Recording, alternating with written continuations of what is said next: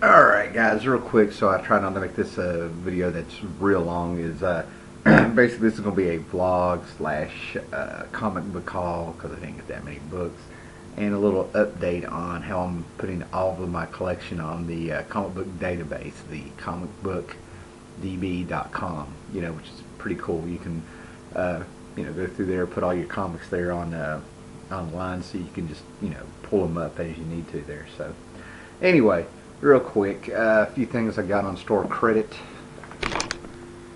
And I found this in the dollar box. Flash number 8.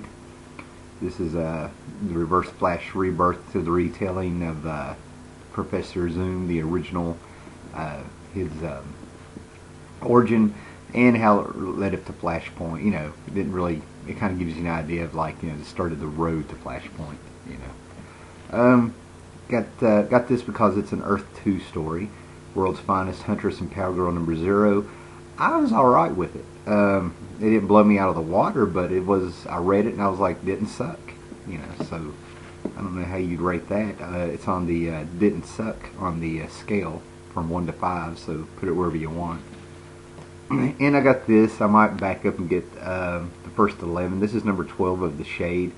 Anybody that's seen my videos there a couple months ago, I'm really into The Shade because he is a major character in the Starman series that James Robinson did. This is by Gene Ha and James Robinson, and it finally tells the origin of The Shade, which he's been hinting at since what was it, 93, 94. So, finally, almost, he's right there on the brink of 20 years of waiting on that. Alright, these books right here I got for $1 a piece. I found a indoor flea market about 15 minutes away from here on a back road. You never know it was there. This is Amazing Heroes 142 from 1988. Talks about Eclipse Comics. They were having a great big huge crossover for their 10th anniversary called Total Eclipse, and I'll show you maybe that in a minute here. Got this, real happy to get this for $1. Lost in Space number 57. I believe this is from the 70s. It's a Whitman comic, and this thing is in phenomenal shape. See if we can get zero glare on there. I love these old Lost in Space books, True Rock books. There's a handful of Whitman books I really enjoy. Dale, Gold Key, Whitman. So really glad to find that. And this broke my heart. Got this for $1. He had a ton of Bronze Age books, and they were all $1. I went ahead and got this one. This is Creatures on the Loose number 37. But every one of them, I got this just to kind of show you guys, and because it's a George Perez manual, had, somewhere along the line, somebody had taken a marker and marked out the price. And on the actual book, they were all like this. They were marked down to 15 cents. And every one was like that. And every one is in, this is very fine shape at least. They're all flat, they're still glossy. They have a little bit of wear on them. They're stapled. All the pages are still creamy. But some genius marked 15 cents on every one of them. And this was, this was one where it didn't stand out as much as the rest of them. Killed me when I saw that. Alright, got these. Originally they wanted $1 a piece for these. Met some dude at I guess it was like a mini flea market on the side of the road somewhere, and he had 4 boxes of comics that he was wanting to, long boxes of comics he was wanting to sell me for $50. And it was multiple issues of like Batman, the detective, just some good stuff, but I didn't want to get stuck with all that, so this is what I got out of it. I got all these for $2.50. This is the Ray Bradbury comics from Topps Comic in the early 90s. Number 1, Dinosaurs is what it's called. Real excited to get that. I got Dark Horse Comics Presents number 61. It's got a, as you can tell, it's got an original Sin City story in it. This was the first Sin City before it was called The Long Goodbye. It was just called Sin City by Miller, and it was in this anthology series. Now what's cool about this one is that I've got the actual issue where they collected them all, but it's got some James O'Barr of Crow fame work in there in this one. So, you know, you got Miller and James O'Barr in the same one. Talk about dark. Got this basically because of Kevin O'Neill art. The guy did Martial Law and Leave Extraordinary Gentlemen. You Might Fall. Yep, there we go. And then I got 3 issues of Queen and Country Declassified. These are by Greg Rucka, so I figure I would check them out by Oni Press. So we'll see if those are any good. There's nobody. Yeah. So I figured why not take a chance. Very cool. Alright, and like I said, I've been doing the comic book database, and it's just kind of interesting because I've had 3 basic robberies in my life of my comics. First one was like in '85, and it was just, you know, a guy who I thought was a friend, you know, and he's still a thorn in my side. He keeps popping up even after all these years in weird places. You know, he's just one of those guys. I wouldn't say he's my nemesis or anything like that. It's just one of those people, he pops up, you know, there's going to be some drama, some trouble, and he goes on and on. But anyway, when we were kids, I remember him running out of my room one time. He asked for a glass of water or something. I just kind of looked at him. And about the same time that he asked for water, I got yelled at by my mom to come in the other room. So I went in there. By the time I went back in the room, he's flying by me, goes out my door. And I remember he's holding his shirt different. And he got like the New Mutant special, some X-Men stuff, whatever was going on. Probably about 30 comics. And my collection wasn't that big then, so it was real easy to notice them gone. Then around 2007, 2008, and it's real vague why.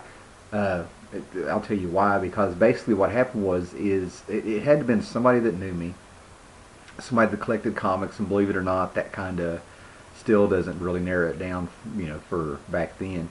But I started noticing that like some of my boxes weren't packed as tight, and then some of them were just had huge gaps in them all of a sudden. And I started going through, and I noticed that somebody had, what they did is they went through my comics and they cherry picked, and they didn't take great big huge handfuls or whole boxes and stuff. Somebody must have been when I was at work or gone one of my weekends, but they were comfortable enough to get into my place that I was living at and just take their time and go through all my boxes and stuff. And here's what I mean, they got like oddball stuff like Superman versus Aliens, okay, 3-issue set. They took the 3rd one. I just found that out doing a comic book database. They took a ton of my Peter David Hulk run, a bunch of my Amazing Spider-Man, but they didn't take, like, at the time I had Spider-Man 300 and the McFarlane stuff. They didn't take them all. They just took what they needed. They took, like, the first Eric Larson DC work, Doom Patrol #6, but they left me my whole grant, you know, they left me over a 60-issue run. They just took that one. You know, and over the years, you know, I started picking up, but now that I'm doing this comic book database, I know exactly what's missing. This is Total Eclipse. This was a 5-issue series. It has Neil Gaiman's first work on Mr. Miracle. It takes a whole bunch of Eclipse characters and sort of does a Crisis on Infinite Earths with them. And it was written by Marv Wolfman. And what's funny is I asked Marv Wolfman about this at HeroCon this past summer. He said it was a mistake. I said, but I like the series. It's like, no, that's not what I'm talking about. He said he did it as a favor for a friend, but all these characters were never meant to meet or be treated like they, you know, from their own universe or something. You know, you could just tell he could have went on and on, but he chose not to. Well, they took number they took number 4.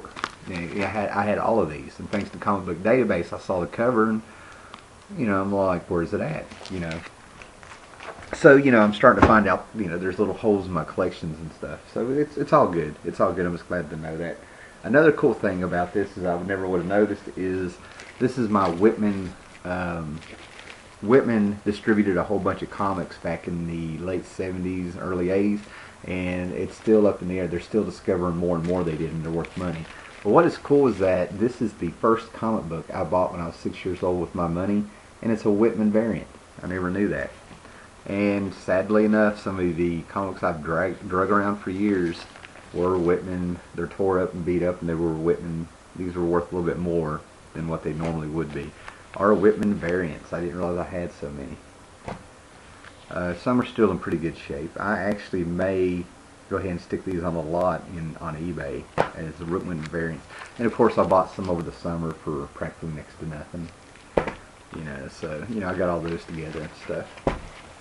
Alright, the other thing about doing this comic book database is I have a lot of doubles. And some I'm keeping and put in there. And then some I bought the same books over and over and over trying to fill up holes and stuff. Even because I would leave my notebook or something. So here's like a whole bunch of doubles, and these aren't doubles. These are like Astro City doubles.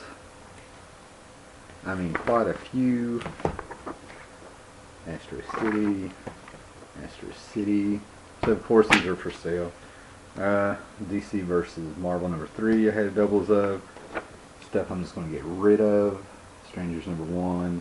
Incredibles. Usually I like things like this, but get rid of that. More Incredibles. This stuff I'm going to get rid of. And then here's more doubles. I've got big time doubles of Sandman. I mean, just blows my mind. Definitely need to get rid of some of these. Probably figure out a way to get rid of them. Might even put them up for trade. And then I got, surprise, tons of McFarlane stuff. Supreme. I got almost a whole other run of Supreme, which I think I bought these on purpose to get a set to sell. So it's not a big deal, but I've got like three copies of some of these issues and stuff. Didn't realize I had that many. It just goes on and on.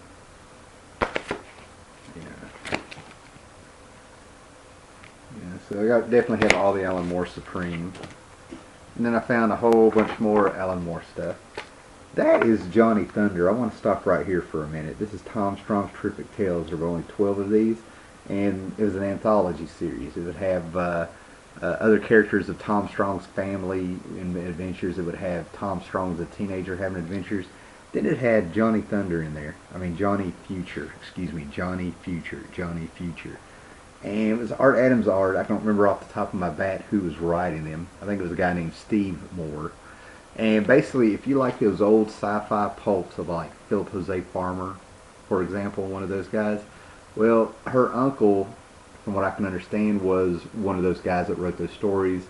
He disappeared. They presumed he dead, and she inherited his house. And it turns out this house had a bridge to all these dimensions and stuff to where these adventures really took place. So she ended up in this little uniform. Great stuff. Yeah, more and more. Alan Moore stuff. Promethea, his ABC line. I'm going to go on and on. Top 10. League of Extraordinary Gentlemen issues. We're going to be just holding these up. This is so professional. And, I can go on and on. A lot of Doom Patrol. Some I bought, and some I've already had. But, maybe I can do something with those. I mean, that's quite a stack. And if I sold these on eBay or to somebody, I could probably get them in a flat rate box. That's probably like about $11 to ship. Okay, so where was I? Oh yeah, now the comic book database, the whole point of it is to try to get every comic book and chronicle every comic book that's been made. That's the guy's goal. Whoever did it, he had some kind of mission statement on there somewhere that I read. And it felt kind of good because I think it's kind of cool that as I was putting comics in there, I was finding stuff that wasn't in there, like the first couple issues of Armor from Continuity Comics. This really surprised me. This isn't on there. Simpsons Comics and Stories #1, and this comes with a huge poster. I think him standing there with a Radioactive Man. My 1955 Tarzan Jungle Annual wasn't on there, and there's some other stuff. Basically, I came up with a stack of stuff that's not on there, so I get to put those in there. I've already put 2 or 3 books in there. see. And some of the gems I found this time. I made a video where I did 2 videos of lost gems and stuff. Well, there's some neat stuff that I found in my book, and we'll go through this. Now I've got a copy of this with a cover, but this is from 1973. Frankenstein's Monster. Well, you know, it's basically just titled Frankenstein, but they had it as Frankenstein's Monster, and you know, from the early Marvel 70s there. But this is Mike Ploog work, and Mike Ploog is one of those guys that, if you haven't checked out his work, it's definitely worth checking out. Mike Ploog did, you know, the first couple issues of, I don't know for how long, Werewolf by Night. He did Frankenstein. He worked on the movie Wizards. I mean, the guy's just amazing. And he's got a panel in here that I absolutely love. I mean, this stuff is from 1973, and his stuff is so rich. There we go. Full of emotion. I mean, he knew the tricks. But he's got a page in here I love where Frankenstein is arguing with this one-handed man.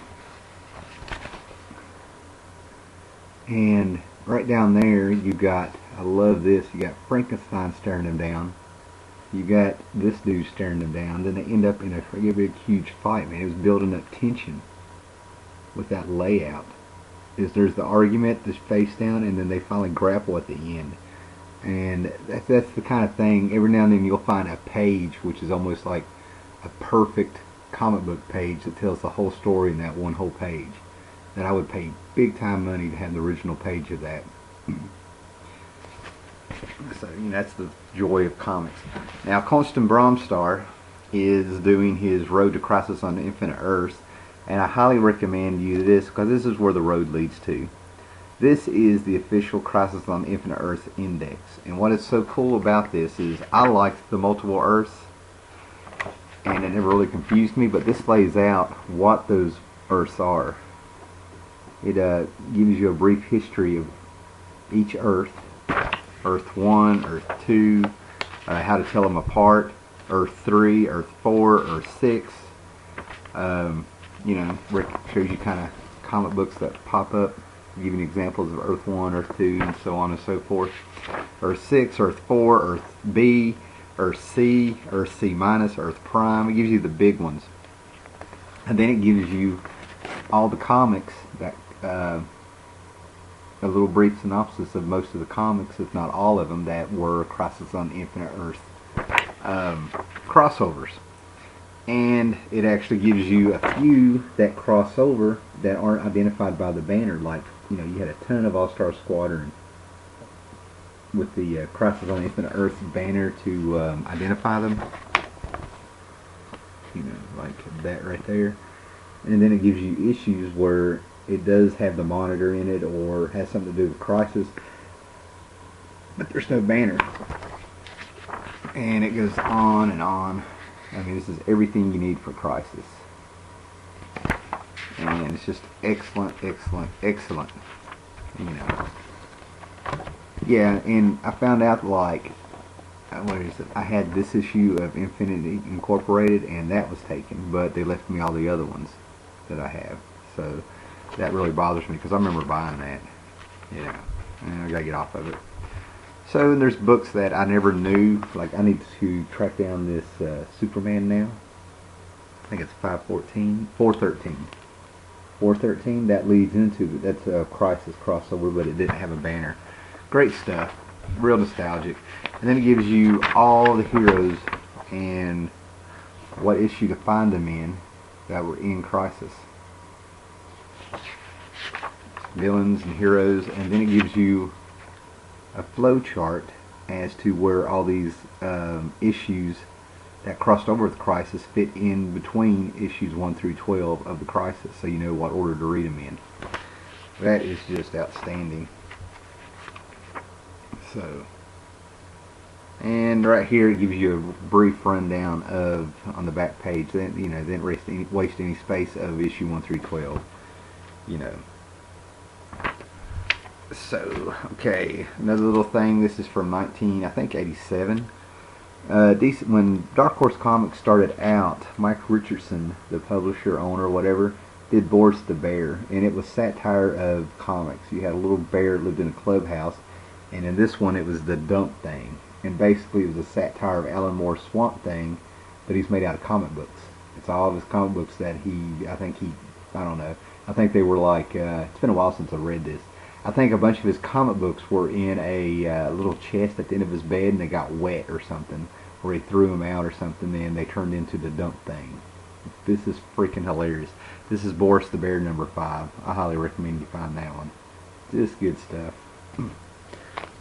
I found Ray Bradbury number 4. Now that I have number 1, I may have to try to track this down. Found this excellent book from I'm not going to open it, I'm going to go by memory. It's from Dark Horse also, but it's Art Adams art, and I think it's from 1992 maybe. Just excellent art in that. The Godzilla Color Special, one shot. Very good stuff. I got to know if I was right or not.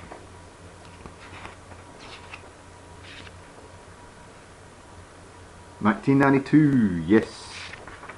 And I mean, just if you want to know what I'm talking about.